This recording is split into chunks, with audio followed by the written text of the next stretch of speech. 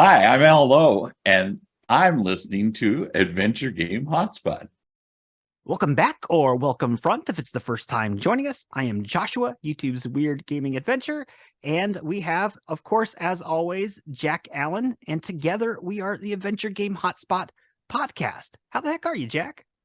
I'm great. I'm feeling a little bit refreshed. I managed to take a few days off in the last couple of weeks, so I hadn't slowed down for a while, and now I'm finding it hard to get revved back up again. But how about you?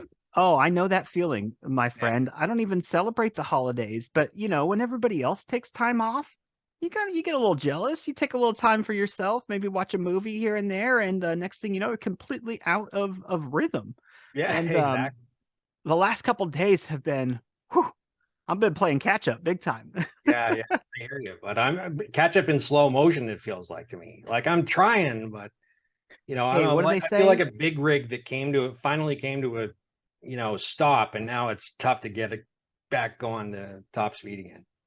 My wife But I'll told get me there. today, she kind of gave me a little bit of a pep talk, and she says, slow and steady wins the race.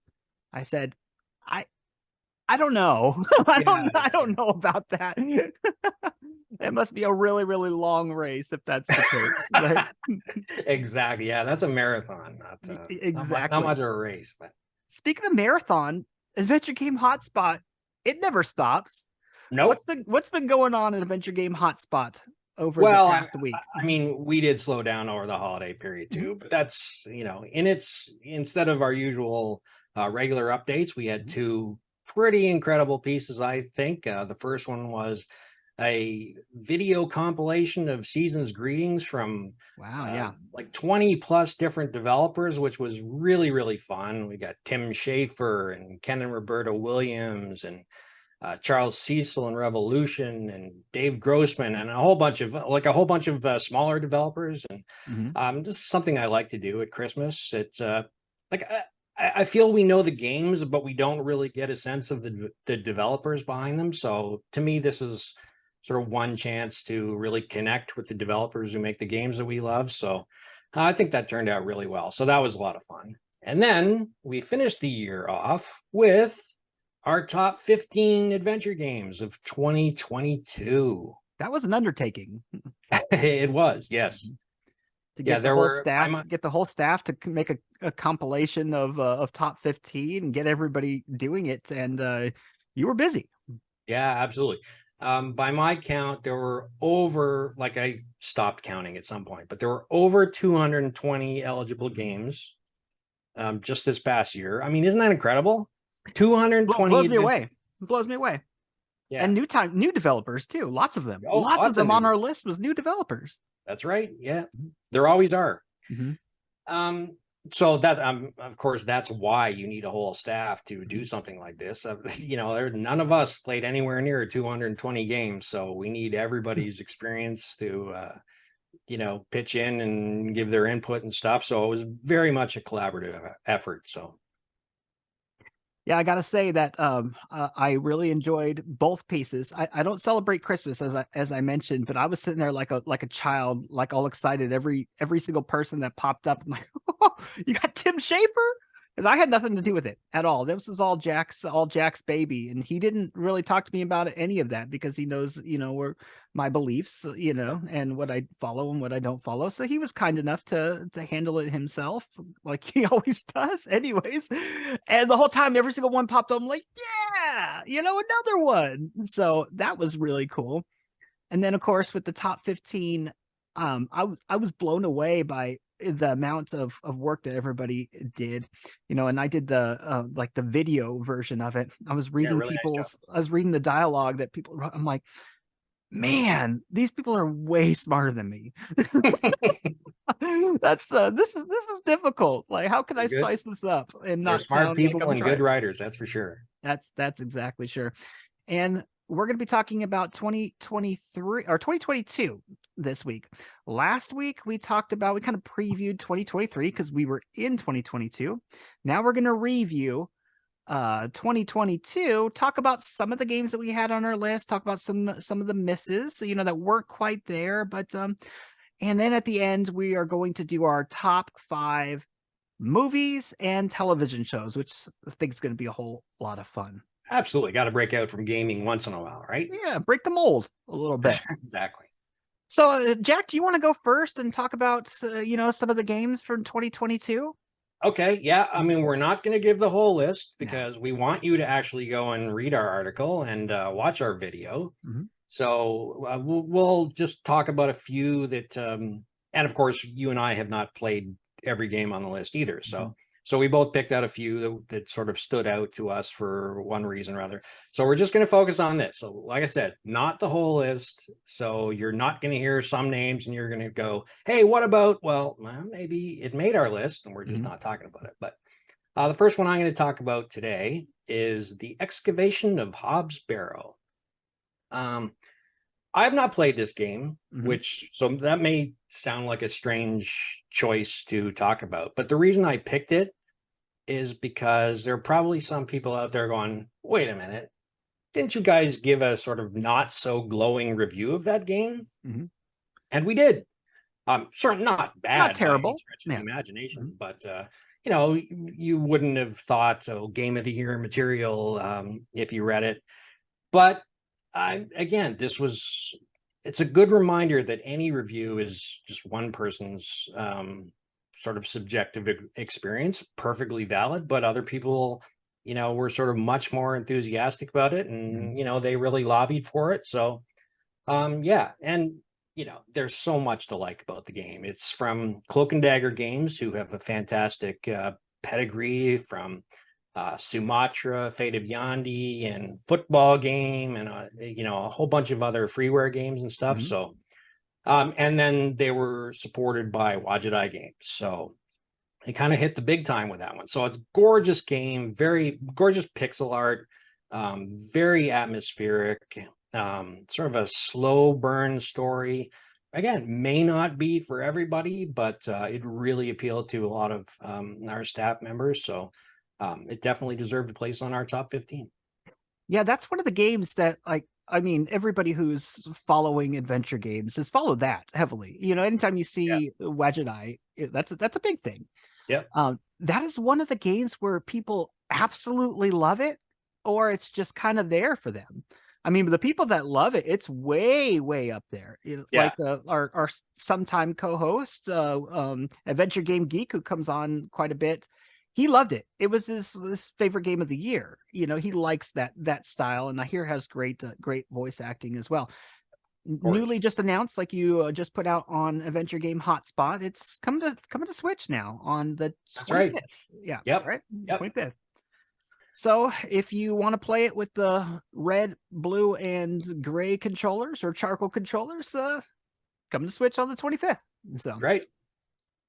So I would like to cover Stray. Now, a lot of people think I absolutely hated the game because I made a funny video about, cats. Okay. I just made a parody video about cats, but that's very much not true. I enjoyed the game heavily, and in the video I said I'm totally joking. It was super fun. I mean, it's a short game.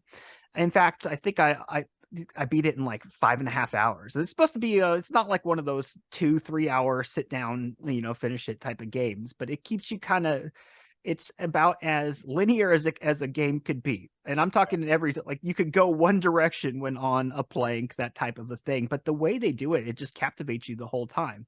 There's so many things that you can interact with, and that you don't really think of. Some of the things that you think of, oh man, that's so annoying that a cat does. When you're doing it, it's absolutely adorable. It just keeps now you know why cats do it. Exactly. Yeah, exactly. They want to annoy humankind.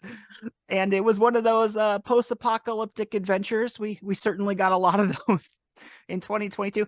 Did you know that 6 out of the top 15 was post-apocalyptic? No, I didn't know that. But I do recall seeing that word pop up a few times in our article. So I think maybe this year we need to there's a lot of a pre-apocalyptic, a lot of let's make an apocalyptic game. Like during the disaster situation. I wonder if it's because people don't feel like they're in the apocalypse, that they're, have that on their mind. It's like, oh man, things ever going to get any better? Well, let's think about a better time down the road. But Exactly. oh, I don't know. But yeah, I I've actually not. would kind of like to see a during, like apocalyptic event game. I can't think of any. That Like would be not amazing. so, Yeah, different. you know what? Oh, this is going to drive me nuts because I think do remember one. And yeah, I could sit here for an hour and not remember it. So you know me and my lousy memory for details. So, Well, if but you I will come up try and with think it, of it before we meet again. And I'll edit it in the video. It'll pop up like bing. yeah, I've not played Stray, but it looks like an absolute blast. And I am a cat lover, and there's a bit of action, like quote unquote action in the game, right? Oh It's yeah, not yeah. sort of You're a running. traditional point and click. There's a lot of times when you're running from things, you have to do things in specific time. Timing involved and all of that. Very puzzle centric. I mean, it's all puzzle. Everything is a puzzle. So I mean, if you like puzzles that that are, it feels like you're on a roller coaster type of thing, then play that. It's super fun. Well, speaking of sort of action-y bits, so that incorporates the next one I'm going to talk about, which is Far Changing Tides. This is a sequel to a game called Far Lone Sails, and not nearly enough adventure gamers talk about this game, or I think have played the game.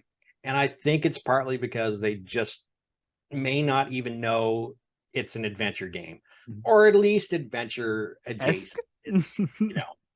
It's definitely not your standard point and click, but it's a side-scrolling vehicular post-apocalyptic game where you are manning sort of a giant makeshift craft that can sail, and in this new game it can also submerge and sail in the water like a submarine. So your task is you have to maintain the ship and keep it fueled and stuff like that. And of course, every once in a while you run into some major environmental obstacle that makes you get out of your ship and go solve puzzles and stuff like that. So gorgeous series, and just a whole lot of fun. And there's really nothing else particularly like it. So yeah, I love it. This is the type of series that's going to have 10, and you would enjoy every single one of them because it's Absolutely. not heavily it doesn't have to be a story type of base, because it's just beautiful and it's fun. And okay, this is, if anybody has played the old 90s game The Humans, it's The Humans from the 90s, except like obviously it's been updated to incorporate a lot of technology and makes it much more fun. But you rely on other things on your ships and everything in order to get past whatever it is that you need to do. But super fun. Now, I actually everybody knows that I think that there should be action in my adventure and everything. I actually pushed back with Jack on this. So I'm like, I never would have dreamed that that's an adventure, but it is. It's puzzle. It has everything that you need in an adventure. It does, and it's not so actiony that it look like it takes great reflexes or anything like that. So I think like 90% no more than Stray of adventure gamers could play it. Yeah, we just have to wrap their mind around something different. We have a very good reputation on Reddit, which is hard to do because Reddit is like a cesspool of hate. Yeah, well, you just blew our reputation. People go to, that's one thing that people were kind of fighting back with us. Like, they agreed with the other action elements, everything, but like, that is not an adventure game or in any way, shape, or form. However, by the time we were done, I think I won the majority of people over in the debate. So reasoning. People are reasonable sometimes. Amazing. Yeah. I can surprise you. Every once in a while, they'll surprise you. Well, we couldn't talk about 2022 without talking about a return to Monkey Island. And I don't want to beat the drum any more than it's already been beat. Most people have played it. They know what it is. But I do think it's important to talk about because, not necessarily just the game, but the significance and the importance of what that means. This opened the door for a terrible toy box to start working with Disney. It opened the door for like a lot of things, much Yeah. of which 2022, that was kind of the story of the whole year, is the doors opening to, you know, the past meets the future. The game itself was really good. You know, it was as close to a AAA game as we got in Adventure, as we will get in Yep. Adventure anymore. And this might be a good topic for another show, but I had it. I can't remember where I had Return to Monkey. Was that number 4 on my list or something like that? I don't remember specifically on It was number 4 on our list overall. That's all I'm going to say about our list. But I think that's one of the things that makes adventure games great again is the indie aspects of indie. And one of the things I thought took away from some of the character of Return to Monkey Island was like the heavy production. And so I think that, like, I'm really hoping that we get something else. You know, I hope we get like the Maniac Mansion has been rumored, or even another Monkey Island type of game. But man, it could be that Return to Monkey Island could have been so great. I mean, it could have been so great with just a little less attention to console. And I think the UI just it really dumbed it down a little bit. But overall, it was our number 4 adventure game of the year, and I think that's a good ranking. That's kind of where it belongs. And so. Yeah, I bet you, though, there are a lot of people that thought it was like slam dunk going to be our game of the year. And I'm glad you said that, because there's always different generations. You know, what my opinion was, what the rest of our staff opinion was, a lot of us are, you know, either approaching 40 or in our 40s, you know, or older. And so we're used to a certain type of game, you know what I mean? So now that games are being made to maybe draw attention to the next generation, maybe that doesn't sit well. However, that next generation, now they're adventure game fans. Yeah, so, right. you know, it all balances out, as any genre should. Yeah. But, you know, this takes nothing away from Ron Gilbert or Return to Monkey Island. In a way, I'm kind of glad that it didn't win, because, you know, our hotspot highlights, as we call them, they're not popularity contests, or we don't intend for them to be. Obviously, the better games are going to be more popular, but, you know, we don't want it to be you know, of course, Return to Monkey Island has to win because it's the most hyped, the most anticipated, the sort of biggest budgeted, you know, we looked, but we all we did was, you know, judge the merits of each game on their own, and, you know, we found a few others that very special Return to Monkey Island, and one that didn't, fell just a little bit short, is another game that I haven't played. I'm probably giving the impression I didn't play anything this past year, but it's more the fact that I want to really give a plug for these games, because they're the sorts of games that you might just skim through. I haven't really heard about that. I don't know enough about it. You know, let's play Return to Monkey Island. but this game is Perfect Tides by 3Bs, but really it's Meredith Gran who is the developer behind that. And I have, like, there are split opinions on every game. You know, every game you love, someone else hates. I have never, ever heard anyone who's played Perfect Tides say a negative word about this game. It's sort of a very character-driven game. Really beautiful. This game is really indie. Like, you know, a publisher would never have thrown their weight behind this game. It's very much a personal project by the developer. It's about a teenage girl who's on sort of a idyllic vacation island, but, you know, throughout the rest of the year, it's kind of a lonely, solitary place for a kid to grow up. And so it's all about her experiences of, you know, dealing with relationships. And it's set in the year 2000, so it's very much the sort of burgeoning online community kind of thing, and just like touches on so many real emotions and circumstances that we all would have experienced at some point in our lives. So yeah, it's like a really, really powerful game, apparently. Although again, I haven't played it. Yeah, I haven't played it either. In fact, I don't know too much about it outside of what I read in the columns, so I can't really add too much. Although I do think it was a really smart move to touch on that demographic, the adventure game demographics, like upbringing, nostalgia. Yeah, Really hit that nostalgia. And now, absolutely. was that a new developer too? Yep. Was that a first time? Man, Her first time game.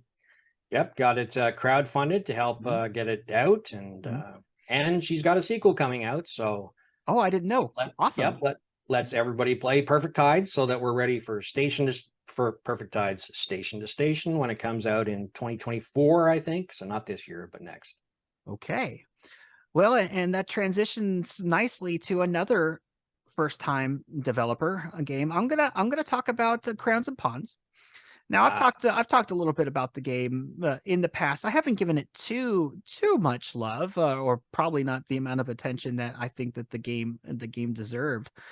It has some very unique aspects of it, and I can't just keep. I don't want to keep touching on this because there's so much more to the game. But this is really like this is groundbreaking for the adventure community to make it to where you can essentially create a personality for your avatar, for your character. You could give it clothes, you could kind of give them like a occupation, like that type of a thing, gives them true personality in the game. And it's not been done. Like I've been asking around, it's not been done before.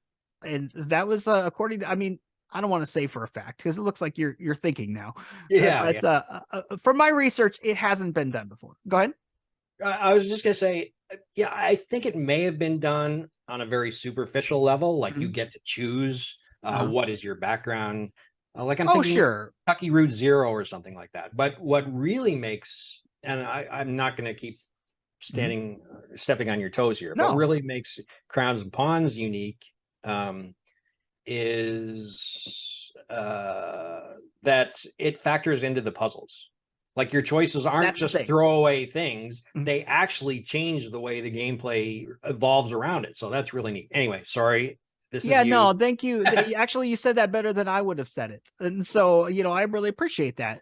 And it does factor into the rest of the adventure. Now, I've only made it 60% of the way through. So I can't tell you everything, about I can't, obviously I wouldn't in this anyways. However, I will say that the plot is interesting. It's and it's an absolutely gorgeous game, and it's a true adventure. I mean, you have everything classic about it. You got the pure point and click. You are going on an adventure, and that's always something that's very fascinating for me. It's captivating for me, and I can't wait to have more time to finish that one up. And so. And it's got a real sort of unique cultural feel too. It focuses on Lithuania, which I don't. It's completely different than I ever thought. When I think of Lithuania, like prior to, I really knew nothing about it, no lore or anything, and I felt like I kind of have a better understanding, Yeah. And so cultural. Yeah. So that's 3 games. Do you want to tell everybody what actually won? Do you want to give that one away?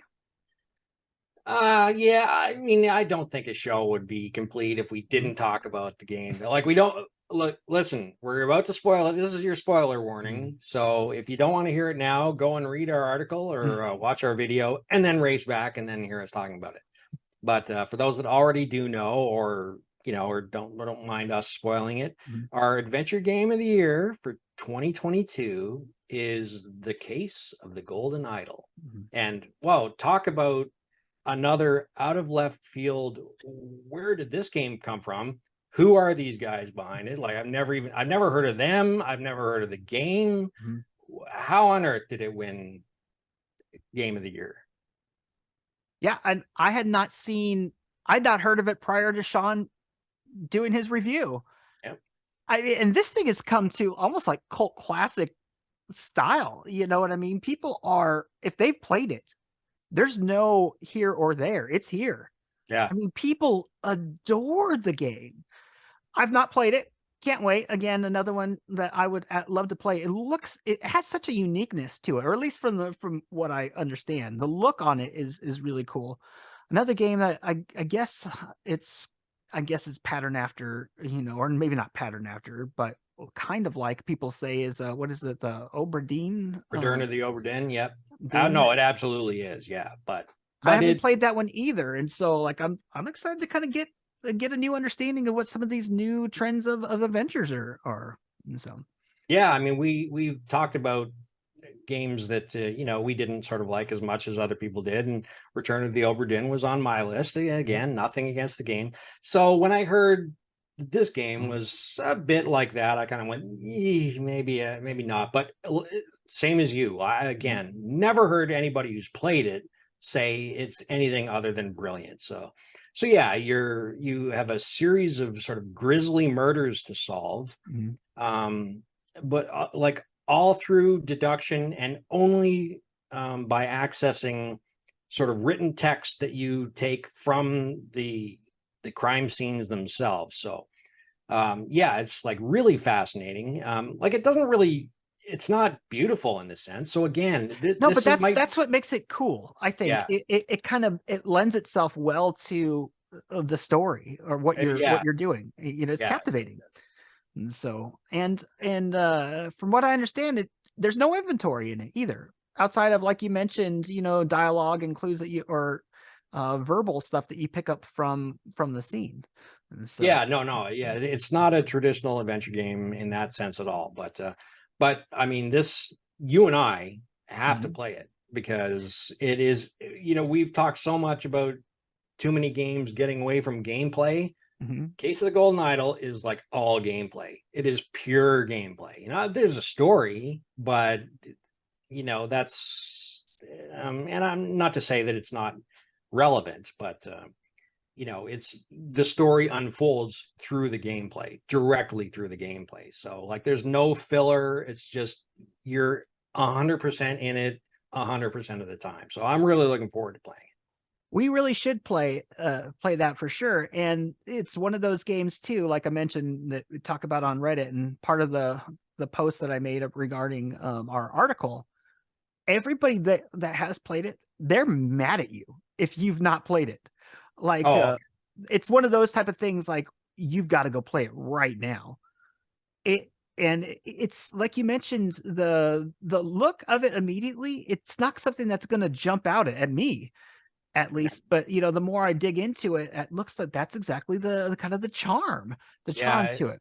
It's not an easily marketable game. I don't see how it could be. Yeah. You can't sell it on the graphics. You can't sell it on action or lots of animation, or you can't sell it on sort of the developer name recognition. It's just this little indie game, that if you don't look into it, if you don't, give it some attention, you'll just completely, look past. So that's why it's, I'm so glad that so many people on our staff, on the Hotspot staff, really championed it, because it clearly deserves it. Correct me if I'm wrong, that's another first-time dev, right? First-time developer, exactly.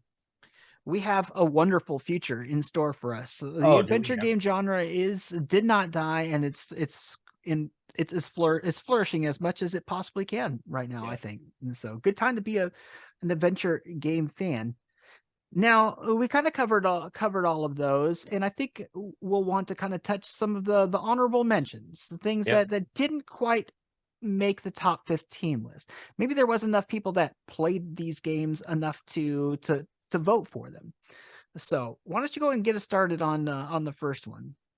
Yeah, I mean, I think overall there were 35 different games that were nominated to be on the list in total, and of course they had some sort of votes, correct? Yeah, they had some sort of, they had support to be among the top adventure games of the year. And, I was originally thinking we'd just do a top 10, but then I looked at sort of 11 through 15 and went, we can't leave these off. Strong, yeah.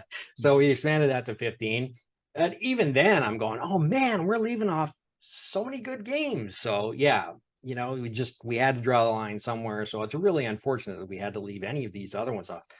But like to have more would have felt like kind of participation badges for everyone sort of Sure. thing. But it's not that. These are really, really, really good games that, like in any other year, might have easily cracked the top 15. Who knows? But anyway, so you know, I've got a few favorites. Well, can One you of them actually actually, kind of, because I don't have the list in front of me. I'm a bad show host. Can you kind of give some of the all of the highlights of the ones in there, and maybe I'll jump in and talk a little bit about some ones that you don't talk about. Is that okay? well, I don't have I just wrote down a list Oh, of okay. Well, my favorites. So, okay. but I can. You can. I will lead, and you can chip in. Although I would love to follow. yeah, well, that's how it should be. I think one of them we actually just reviewed yesterday, I believe, or earlier today. I forget what the days kind of bleed together. It's called Boxville.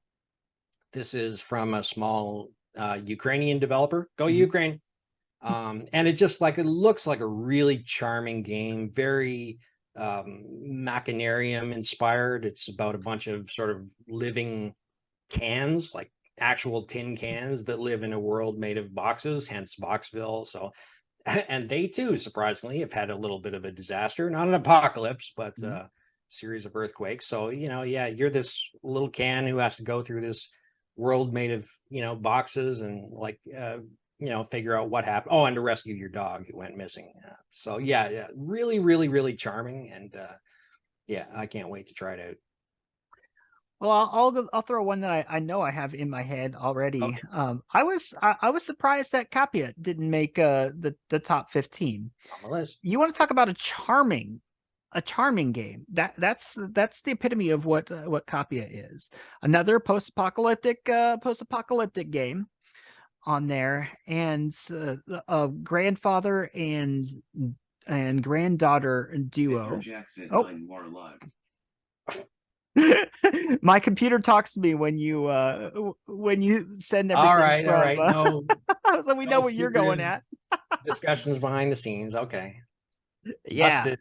But that's a super fun game, and I think the best part of Capia was all of the little what do you call them, like mini games inside the adventure. Like just when things start slowing down a little bit, you get to a point to where, gosh, I don't really know necessarily what to do. They pop a little mini game in there and made it just kind of revved you up. And next thing you know, that mini game actually gets you past. That's the thing that you needed to do. A fun game, super fun. And again, a first time dev team. So, and yeah, we're going to have Anna on last week of this month. And we're going to talk about some of the changes in the adventure game industry, in the creating of adventure games. And so, yeah. And it's always great fun to talk to. 2 for 2. Yeah, I mean, I haven't played that game, but I desperately want to, because they describe their world as a quote unquote funky universe. And like that's like having me at hello, you know what I mean? Anything that describes itself as funky, I have to check out. So, and I mean, you know, every trailer, every screenshot, every picture of a cat in a mechanical suit makes me go, oh yeah. I guess that would be considered funky. Yeah. That's pretty funky, I think. Yeah. I got another one. Let's go with Lord Winklebottom Investigates. Yes.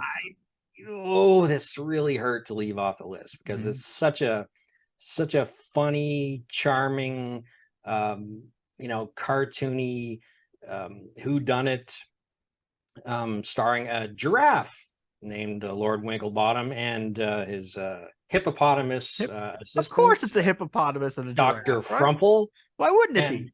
It's so this game is quintessentially British and very funny.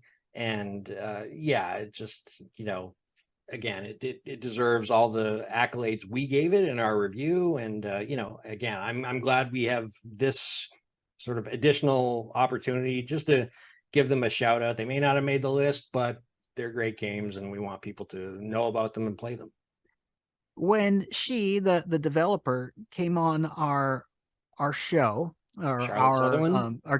first the first show that we did that launched our website, Adventure Game Hotspot. I think I started thinking, everything I know of this game, that's her personality. Like she's Yes. very like giggly, very British-esque humor, just bubbly and excitable. And how could you have met that woman and not want to see her succeed? That's And right. so, Yeah. give that game a go. And that's definitely that's like the next or third game that I have on my list of games to play.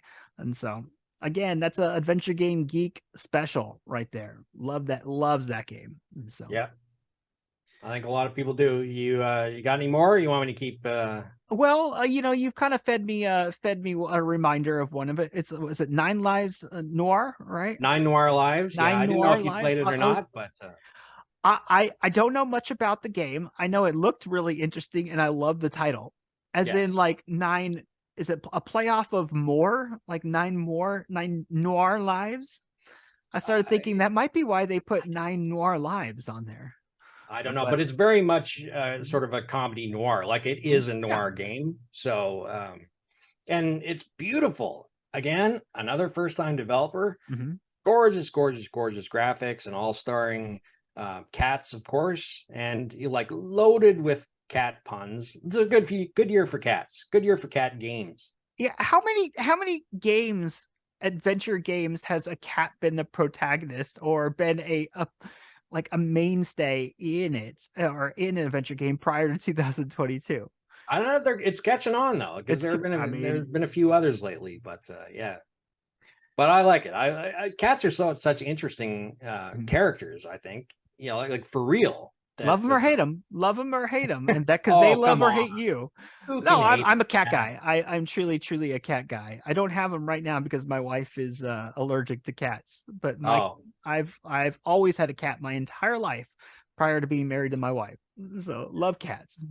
All right. Yeah, throw some more. Give us some shotgun games at us. Throw us quite a few here. Quite a few. Oh, Yeah, give me like three more. Maybe I'll. Okay, I can have give you something to 3 say. more. Okay. Okay. One is Justin Whack and the Big Time Hack. That's the one I was thinking of. Okay. Yeah, again, it didn't get sort of a glowing review from us, but this is another first-time developer, and like it was actually very impressive. This is sort of the more traditional, sort of first game from a developer. It's got its cracks and areas for improvement, but so much potential too. It's a gorgeous game, and it looks like a lot of fun to me. And that game actually got some attention. When people talk about 2022 games, like if I look up YouTube videos or something, they talk about adventure. When they talk about, like PC Gamer did a thing talking about adventure games in 2022, and that was one of the games that they brought up. I think because it has that traditional look to it, that cartoony, interesting, fun look. But yeah, it didn't quite make our list. It didn't, but it's certainly deserving of a shout out, and I'm really looking forward to it. Like very Day of the Tentacle-esque, and like gorgeous graphics, and like I love the premise, and I love comedic games in general. So yeah, it really appealed to me. Another one I've got is Monorail Stories. It's another really interesting premise. You play 2 different characters on the same sort of skybound monorail, going in different directions, and it's just the entire game is all about the relationships that you cultivate with the people that share your commute day in and day out. So it's sort of a really fascinating idea to explore. No epic adventure. You never actually leave either the 2 stations at the end or the monorail itself. So it's all very confined, but the characters bring their own stories to the adventure. So like it really feels like a whole bunch of monorail stories. That's why it's called Monorail Stories. So really interesting. And give us one more. Okay, another one I have not played, unfortunately, is Dexter Stardust Adventures in yes. Outer Space. Mhm. Now, this game looks like sort of the perfect game for any kind of LucasArts lover or, any traditional adventure game lover. Beautiful graphics, traditional game point and click gameplay. Just looks funny, looks good to people that are find themselves on a alien planet, and kind of have to fend for themselves. So yeah, I mean, a lot of fodder there for traditional adventuring. So it looks like a lot of fun. And if we're talking traditional adventures, now this kind of was towards the latter end of 2021, I believe, but it was pre Adventure Game Hotspot, so I'll throw this in there. Willie Morgan, that was a whole lot of fun. A whole lot of fun. Very, very, very interesting. I haven't heard anything else from them since that game, though. But that was one of those traditional point and click, just gorgeous, cartoony looks, very Monkey Island inspired, very, very Monkey Island inspired game. Yeah, I love the graphics on that one. And just as a matter of full disclosure here, I did some of the editing on the English language translation. So that's why it's so funny. No. Actually, it's funny because I actually had a few people say, it seemed like it lost something in translation. And I'm going, I think what people don't understand sometimes is that, when you're doing any translation, it's not just to do it in the most sort of natural way possible. It's like each character has their own distinct personality, and sometimes they're unusual characters and speak unusually, or very formally or officially or something like that. So it sort of may not sound, kind of like natural language all the time, but that's, usually very much by design. So I'm glad you mentioned something that happened near the end of something, because I also wanted to give a shout out, and I felt really bad about it, that I don't think any of us got a chance to play. It's a game called Beyond the Edge of Owlsgard, and it just came out like December 23rd. Yeah. So like literally none of us had played the game. It looks beautiful, gorgeous pixel art game starring, more animals on an adventure to save their kingdom from machines. So, I don't know if it's good or not. It certainly looks good. I can't wait to, we're going to review the game. So I can't wait to hear our reviewers' impressions. And, if it's top 15 worthy, sorry, we just, we're like the anti-Oscars, it actually benefits us if you released it, earlier in the year, so we have more time to play it. Yeah, especially since we opened our sites way late in the year. And so we were just slammed trying to get cram a whole year's worth into the last couple months of the year. Right. So that's a big thing as well. So I didn't throw this at you in our show notes or anything prior, but I'm gonna do this anyway. So I'm gonna put you on the spot a little bit. But let me start. Let me tell you what I'm playing right now. Okay. I'm actually playing an old game that was just released on PC. Finally, I'm playing the Uncharted games, and I'm having so much fun, Jack. I mean, so much fun. Oh, you're shaking your head. What's up? Yeah, people aren't going to believe that this was unscripted, because that's what I'm playing too. For sure. But here's the sad news. Let's all feel sorry for me, because the game is not agreeing with my lousy piece of crap computer. So it's kind of stuttery, and I may have to give it up for now. So I may have to live vicariously through you, but we're clearly on the same wavelength here. Hey, so tell me about it. If our site continues to do well, maybe I'll have to get you a computer as a bonus or something at the beginning of 2022. I'm gonna have to do something soon. This thing's dying fast. Well, yeah, it's super fun. I haven't played too many of these style of games in my past because I'm not a big console guy. In fact, I haven't played, or I haven't had any of the recent consoles. I mean, I'd say anything past Xbox 360, I've not played outside of, you know, at friend's house or at gatherings here and there, that type of a thing. But now that it is, now that we have a lot of these things being converted to PC, I'm kind of getting that whole action adventure world. I played like Star Wars, Jedi Fallen Fallen Order. Order. Yep, Super I fun. It's played the that same last year. same type of thing. It's a Yep. nonstop. Well, it's all puzzles. Everything is that you're doing is puzzles, moving around. Everything that you have to do to True. get from one place to the other is essentially like a big puzzle. And that's kind of what Uncharted is so far. I'm like an hour and a half into playing, so it has a little bit of the past mixed into, you know, the present, flashing back, and it kind of explains why you're doing certain things. The story so far is captivating, absolutely gorgeous, and it's everything I like in like adventure movies, all of those type of things. By the way, Uncharted movie, fantastic. Yeah, I wasn't that impressed by it, but you know, it had its good scenes. But I very much I love Tom thought it was Holland. fun. So. Yeah. So I guess we had that. Is there anything else that you've been playing or that you want to throw out there?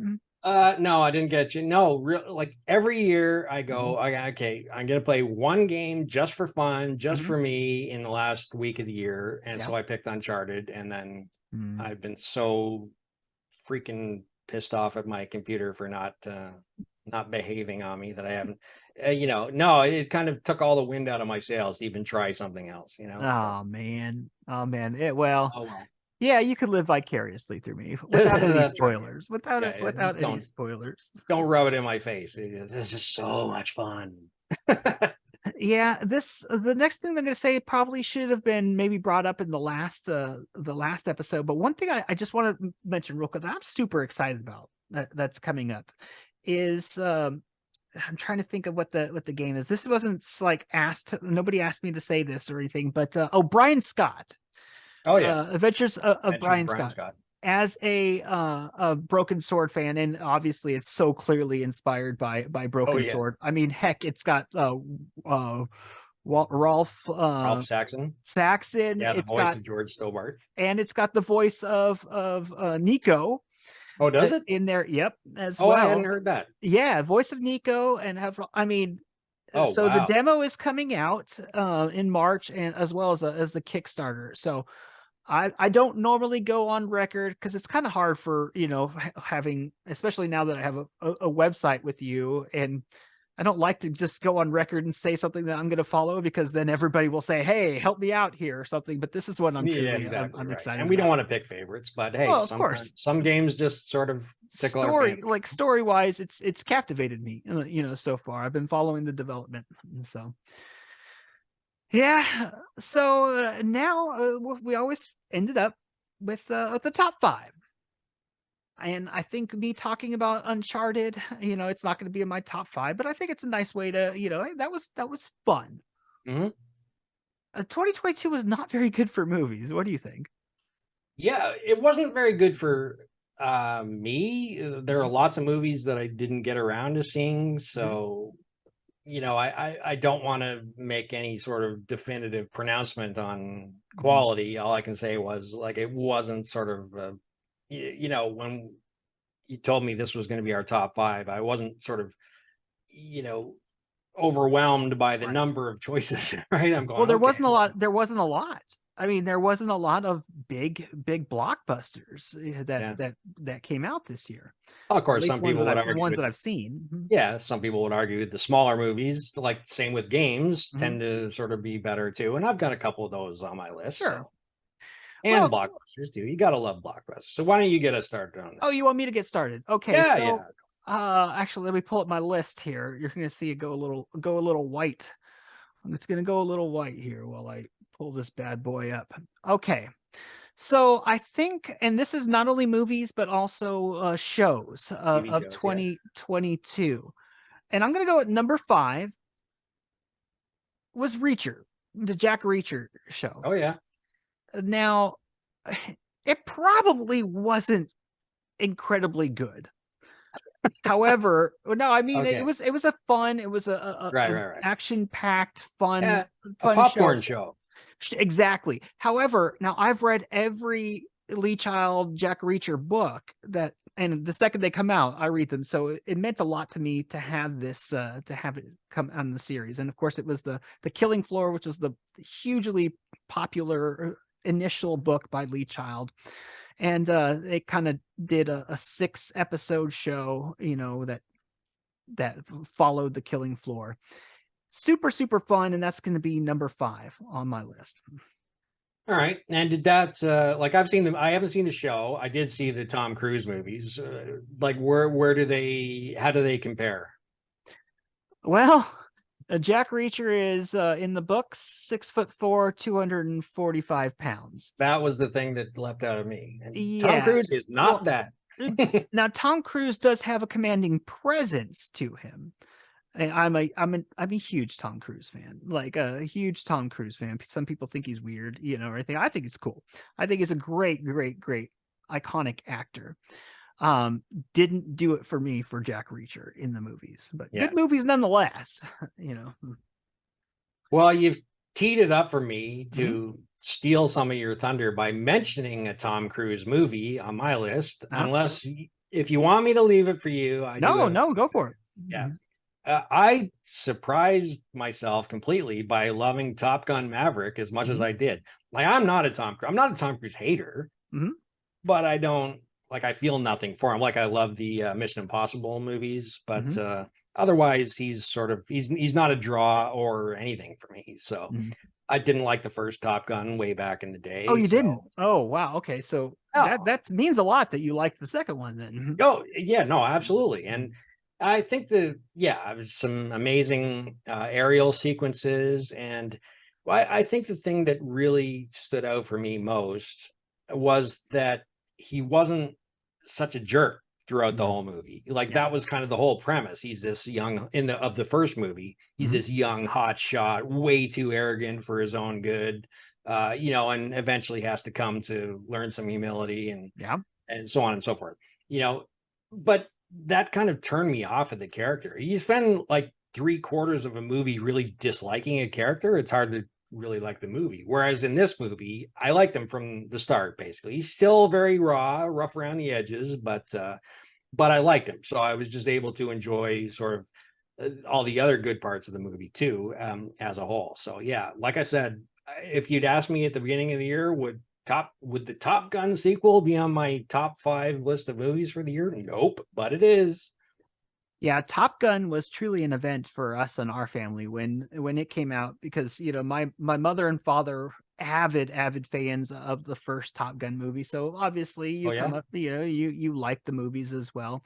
Yeah. I didn't really think that I would enjoy the second one because I always thought it was kind of a silly relationship between like this Goose's son type of thing. I always thought it was really frustrated at the end of the initial Top Gun where he like tosses the dog tags over the ship. I'm like, maybe the son would have wanted those, that type of a thing. Yeah. And he's playing his actual age, even though he looks like he's like 45 years I know, old. yeah. It's so hard to like take that serious, but that's him. That's legitimately what he is. So you have to. Yeah. I loved it. And I'm glad you actually mentioned that because I had others that was going to be on my list, but I have others that just squeaked out and I'd like to add them in there. Go for it. All right. So going back to my next one's going to be Outer Range television show. Okay. Did you watch that at all or hear about it? No. The name doesn't even ring a bell. Josh Brolin. I mean, okay. If I explain the show to you, it's going to tell you everything because there's so little storyline to it. I can't explain any of the plot in the storyline, but I'll say this. It is not what you think. I mean, I get every movie premise. I know exactly every movie I watch. I know what's going to happen at the end. Right. Ooh, it threw me like I couldn't believe at the end. Such a huge, incredible twist and very captivating. The way that they filmed it, the dialogue in it, like I literally am craving like every interaction between two people because it's so well written and so interesting. Oh wow. it's a mix of kind of like you're on a ranch. He's on a ranch, but there's a whole lot of like sci-fi type of things going on, and I can't say anymore because I'm recommending it to everybody. Watch it. It's a Amazon Prime show. This is a show, not a movie, right? Yeah, it's a show. It's a eight episode show. Okay. Show.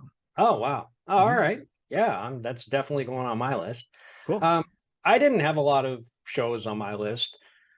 If we were doing like a lifetime achievement award, I would have given Better Call Saul one because it's just a brilliant, amazing show that I even said earlier in another podcast that I would love to see turn into an adventure game. But I was not a fan of the 6th season at all. I thought it was sort of a really weak way to go out. So I couldn't really put that forward. So my one and only show is Andor, the Star Wars movie on Disney Plus.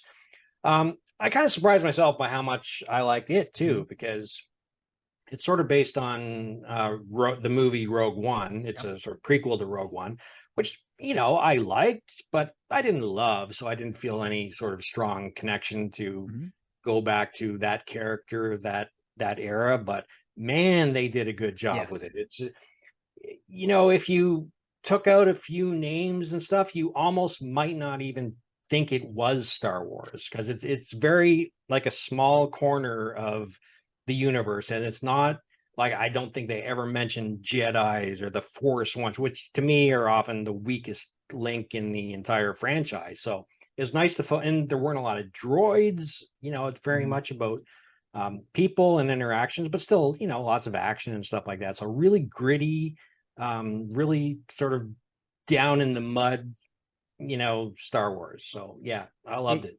You said it's often the whole Jedi aspect of Star Wars that it really it takes away from the Star Wars universe, and it's so wildly popular that they try to just throw it in there for cash purposes. Yeah. And yeah, Andor was definitely on my list. That was a weekly thing that my wife and I, the second it came out, boom, we had to watch that. And one of the great things about the original Star Wars series is it had an old time feel. It felt like it was in the past, but it was futuristic, and they blended that perfectly.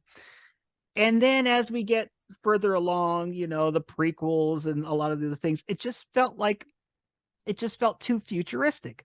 Robots, colors, and a whole bunch of things that I won't really go into. Right. Yeah. But I feel like Andor took that and kind of brought it back, made it more of a rustic feel, but still had the sense of, this is the future in some far distant world. Yeah. And great acting too. Great acting for a Star Wars show. I mean, the acting was amazing. Yeah. All right. So that opens up another one off my list. Well, I'm going to throw up one that was, you mentioned Better Call Saul, didn't really like the last season. I'm going to throw a Lifetime Achievement Award, but however, the last season wasn't its strongest. Was, why do I always want to say too? Yellowstone. Oh, okay. Yeah. Have you seen the? No, I've certainly heard plenty about it, but is it done? I didn't think it's still going, isn't it? Yeah, it's still going. Okay. But the last season wasn't its strongest. In 2022. Yeah. You want to talk about acting. I mean, and just captivating storylines. That's Yellowstone. You either love or hate every character in it, enough to make you have a vested interest in their success or their demise. And that's one of those shows that I think that everybody at least have to watch the first 3 or 4 seasons, or give it a season to see if that's something that pulls you in. Now, I think I probably should have prefaced this. Like, I'm not a typical type of guy who likes, I don't really like the popular stuff. I've never seen an episode of Game of Thrones. It's not really something that hits me, Yeah. I like things that that make you sit there and you have to watch. If I'm doing a puzzle, I don't want to watch. If I can watch a show while doing a puzzle, that show sucks. You know what I mean? I want to be hanging there. Yeah. And so all of these shows that I'm talking about is that to it too. Yeah. So I would say that about Game of Thrones, though. Mhm. I did watch the show and really enjoyed it. I have not seen the prequel show that came out. I certainly want to, but I have, Mhm. haven't gotten around to it. But yeah, that's kind of why I wanted to preface, or at least in the middle, say, yeah, I didn't get to see the prequel or any of that stuff. So, but everybody says great things about all of those. And so, yeah. Well, I mean, here's something that everybody should know about me is that I'm like a sort of superhero comics junkie. So this is going way back to my childhood. So I grew up on Spider-Man and Batman and everyone else. So like I love the whole trend towards, I know people complain there's way too many of them. Not me. I love it. So but this year again I surprised myself with the one that I liked most, which was Doctor Strange in the Multiverse of Madness. Like I didn't follow Doctor Strange when I was a kid, and the first movie was sort of a kind of average origin story, so I didn't have a ton of hype going into this latest one. But man, they did such a good job, like really fun. Drawing in different elements from other universes. So the multiverse, as it's called. But and yeah, like I'm like you. I often can predict where a story is going and what they're going to do way ahead of time. This just kept pulling out different things from left field. And I just go, oh, that is so funny and clever, and I just really enjoyed it. I know that I saw it, but so many of those things are blending together for me. You had like the Spider-Man with him in there. I can't. Can you give us the premise of that one again?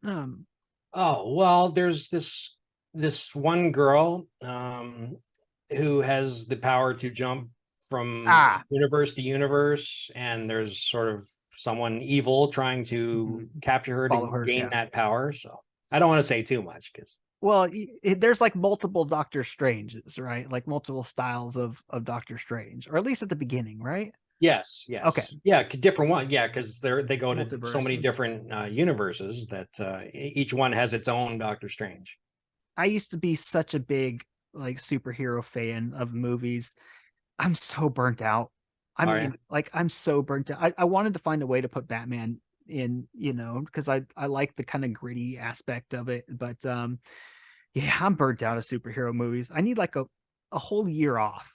Like just stop making all that money for a second. Yeah, exactly. And make me get me excited for something coming, give me the anticipation. Because I know every time I turn on Disney Plus or something like that, there's something else that I can see, and Star Wars too, but okay, so what do I have left here? So you said Andor. I said okay. It's gonna be The Lincoln Lawyer.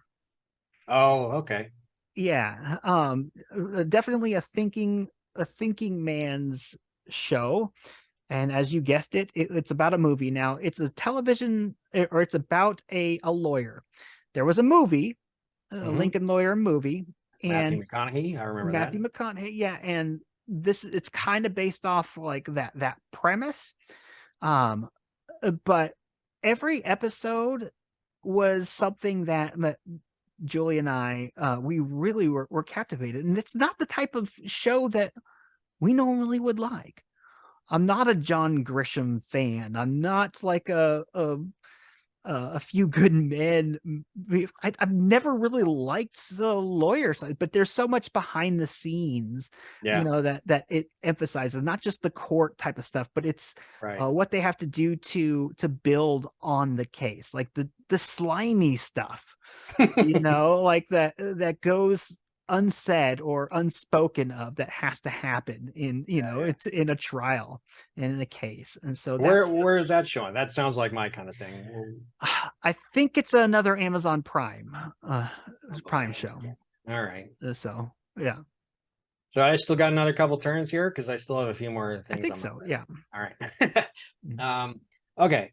I heard so many good things about this movie that I had to check it out for myself. It's called Everything Everywhere All at Once. And I just heard that it's like completely bananas, but like the critics loved it. the viewers seem to love it. Mhm. And I still couldn't even make much sense about what it was about, but it stars Michelle Yeoh, and it is completely bananas, and it's very much a multiverse movie too. And Mhm. like, take Doctor Strange, which had like maybe 4 or 5 different universes, and multiply that by 10, and like this character, like characters coming in and out of multiverses so fast, it's hard to even keep track of them all. But like, done in a really, really interesting way. And yet at the heart of it, it's still very much a family relationship movie. Like, it's Mhm. all these sort of sci-fi things happening. And yet it's still very much a family drama at its heart. So really, really well done. Now, the funny thing about that is, I'm like you. I have very short attention span, so I have a tendency to just grab my iPad or whatever if the movie Mhm. isn't grabbing me. And I did that the first time I watched this movie. And you you can't watch it that way. Yeah. Like, the movie ran, and I kind of maybe watched half of it, and every time I looked up and go, I have no idea what's going on. It seems silly and ridiculous. I said, okay, that's not fair. So I put it away, rewound it all the way to the beginning, like stayed glued to it this time, forced myself, but I didn't need to force myself. When I Mhm. did that, it was like, it's so engrossing. So yeah, it deserved its accolades. It's a pretty impressive movie, that's for sure. Okay. Yeah, I have not even heard of it. And Really? so yeah, and I'll have to look it up when I'm Yeah, it'll done. probably So be getting some awards love this year. I don't have anything to add to that. You took like at least two of mine. So Well, I'm actually out of honorable mentions, and I don't want to take your last one here. So I'm going to just throw in, obviously not going to be my number one pick, like it's kind of lined up to. I'm going to say, I know you're not going to choose these, so I'm gonna do two and kind of go merge them for it. into one. The both the Brad Pitt movies this year. Uh That is one of mine. oh, It's is it? it's it's my special mention, but go ahead. Okay, well, it'll be my special mention too. Bullet There's Train is my special mention, but okay. you go ahead. You run with it. Yeah, so Bullet Train and the other one, the adventure one with Oh, oh yeah, Lost something, yes, Lost City. Lost City. Just both of them has most of the characters were the same cast in both movies, and you could tell like Yeah, they basically brought each other along, exactly. and they're both the epitome of fun. They have Yeah, a good amount of humor mixed with action, like sarcastic action and sarcastic humor. And it's just like it's exactly what Brad Pitt should be doing at this stage of his career. The exactly. Yeah, not quite out of it, it's still in shape to do some things, but still kind of a parody of himself because he's an older in shape guy. yeah, It's yeah, just yeah, like they were just so much fun, both of them. yeah. And I think that they definitely deserve some acclaim. Oh, absolutely. I like Bullet Train more than Mhm. Lost City, but again, just completely bananas. They just like balls to the wall kind of thing. Balls to the wall, just Like, nonstop. Yeah, that's yeah, a good one. nonstop action, but yeah, very funny, and Mhm. quirky characters, and I love those kind of movies. I, Yeah. I know some people that like a movie to be one thing or another. Like, don't mix comedy with action, or don't mix horror with. I love movies that blend things. Like, If done give me right, some I think variety. it's got to be done right. And like Does. anything else, it should be done right. But I think a movie should have something as a primary focus, and then when you get something that you don't expect, it's like, hey, Yeah. it's a nice blend. Yeah. Mhm.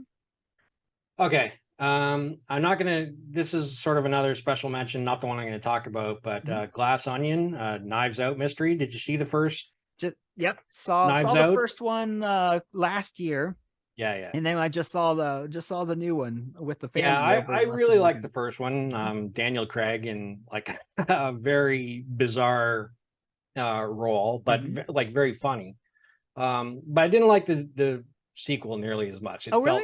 I thought it It was felt a a little. completely different style show, but It was interesting different nonetheless. style. Mhm. It just felt a little too contrived. Like, there's too much.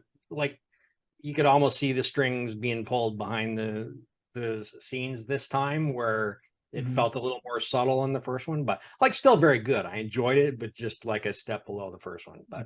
But the I'm going to finish off with, I don't know if I can say it's sort of top 5, but I just watched this movie last night. It's called The Banshees of Inisherin. Stars Colin Farrell and Brendan Gleeson, whom I absolutely loved in the same director's previous movie with them, which is called In Bruges. So if you have not seen In Bruges, make a point of tracking it down and finding it. Absolutely wonderful movie.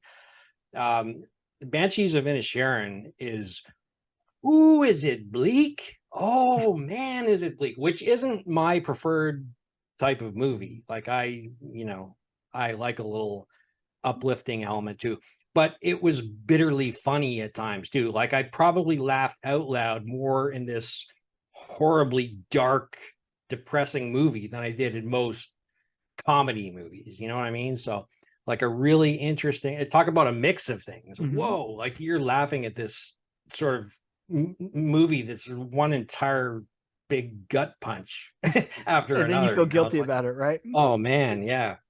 So, but the acting is extraordinary. The cinematography is great. It's all set on a sort of remote Irish island, and so yeah, really impressive. And you're probably going to hear this name around awards time too. So, Jack, you're a big Star Trek guy. I am. Did you watch the new Star Trek series that came out in 2022? Which one? The Brave New Worlds? Yes. Yes, I did, and I probably liked that. Oh, dang it! I should have put this on my list.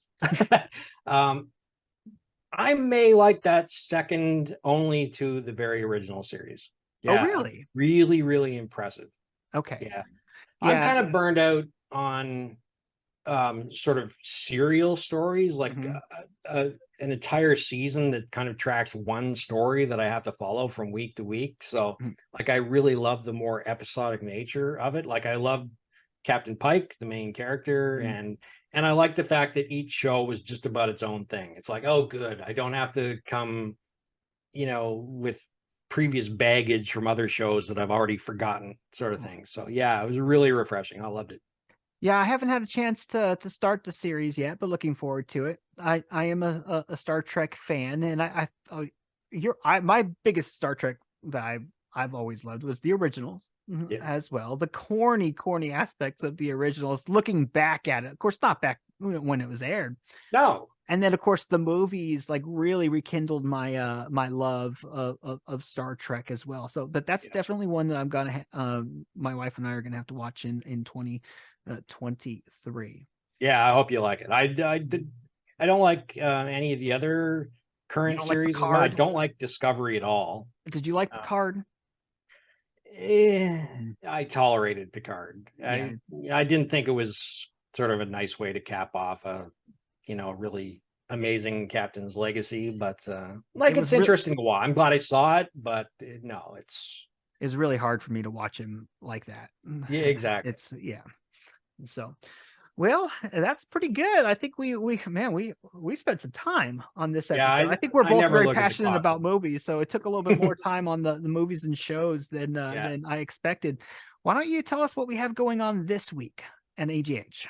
I'm so busy kind of getting revved back up. I haven't fully plotted out next week, but we got a ton more reviews coming up. I think next week we'll probably be looking at The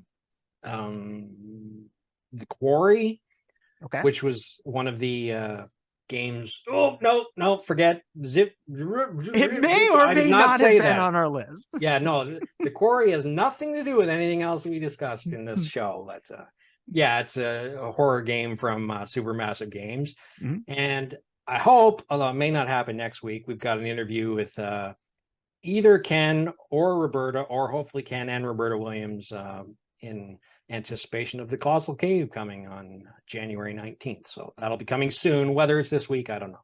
How cool. Speaking of the Williams, tomorrow right now there's a big convention going on. So They are demoing. I'm going to be streaming live for the show. Gosh, what's it called? Bear with me one second. I want to actually like Magfest or something. Magfest, yes. So I'm going to be streaming the game live, kind of demoing it for them through Colossal Caves setup there. So keep an eye out on that. We'll both be making some announcements and stuff. Well, it might be after when this comes out, but True, maybe you could look back if you know, because it'll be out before the game's released or something. So yeah, kind of a very, very excited. We've been playing, getting ready to like review, Colossal Cave. That's eventually that's coming up, and that's going to be released on the 19th. Better than I expected. Like way better than I expected. Oh, is it? Okay, like, good. Yeah, I have not tried it personally, so yeah. So I'll just leave it at that. So anything else that you want to share before we head on out? Oh, I don't know. No, we've talked about enough, so my brain's fried, and our listeners probably are too. So. Well, I'd like to just invite everybody to check out our YouTube channel. We're definitely putting out more content on it, and it's a new channel, so we would really appreciate if you guys can head over there, check out the content, and if you like it, maybe subscribe. You can find these podcasts anywhere where you consume your podcasts, and of course on said YouTube channel. And so, for Jack, I am Joshua, and of course, we are Adventure Game Hotspot for AdventureGameHotspot.com. And we will see you guys in the next podcast. Take care, everybody.